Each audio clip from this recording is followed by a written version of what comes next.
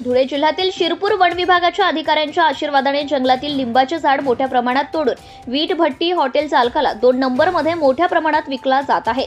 त्यामध्ये दर लाखो रुपयांची वखार व्यापारी हप्ता नाकेदाराला देतो व तो संबंधित अधिकाऱ्यांना वाटप केला जातो। म्हणून झाडे लावा झाडे जगवा आणि 2 नंबरमध्ये एकवा हा उपक्रम शिरपूर येथील वन विभागाच्या नाकेदारांनी लावला आहे।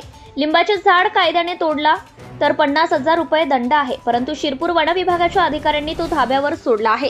तसाच काहीसा प्रकार शिंदखेडा वन विभागाच्या नरडाणा येथील नाकेदार दर महिन्याला लाख रुपये हप्ता घेतो। म्हणून परिसरातील लिंबाचे झाड मोठ्या प्रमाणात तोडून वीट भट्टी हॉटेल चालक वखारमध्ये सर्रासपणे विकला जात आहे।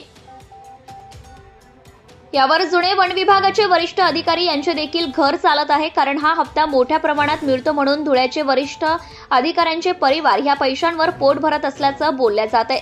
म्हणून धुळ्याचे वरिष्ठ वन विभागाचे अधिकारी हे देखील कोमात गेले आहेत। म्हणून मोठ्या प्रमाणात जंगल तोड सुरू असून यावर आता महसूल विभागाच्या अधिकाऱ्यांनी दखल घ्यावी।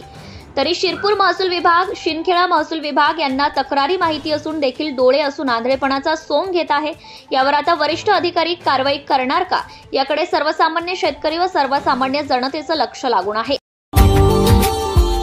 Subscribe now and press the bell icon. Never miss an update.